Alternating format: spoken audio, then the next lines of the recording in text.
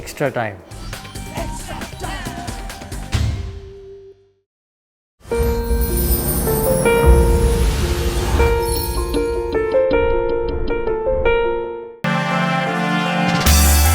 Team লিস্টে নাম থাকা সত্ত্বেও ডার্বির একেবারে শেষ মুহূর্তে চোটের কারণ দেখিয়ে দল থেকে নিজেকে সরিয়ে নিয়েছিলেন ইউটা কিনওয়াকি।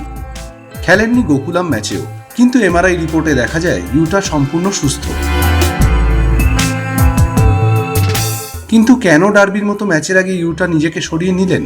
এর উত্তর জানতে এদিন শনিবার ইউটার সঙ্গে কথা বলেন সনি নর্ডি, আর দুজনের এই কথাবার্তায় উপস্থিত ছিলেন coach Khalid জামিলও।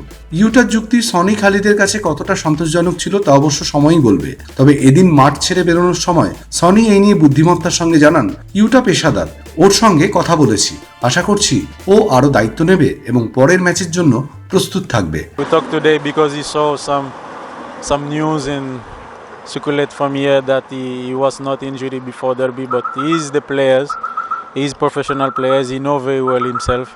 So what I talk with him is that you have to be ready for the next match, and we need everybody in the team, so he have to be with us. So he's very good man, very good player. So he's professional player, he know exactly what to do.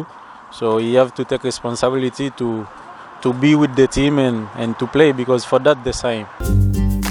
Latest news আর exclusive ভিডিওর সঙ্গে update থাকতে এখনই subscribe করুন আমাদের YouTube channel. Bell আইকনে click করতে ভুলবেন না যেন।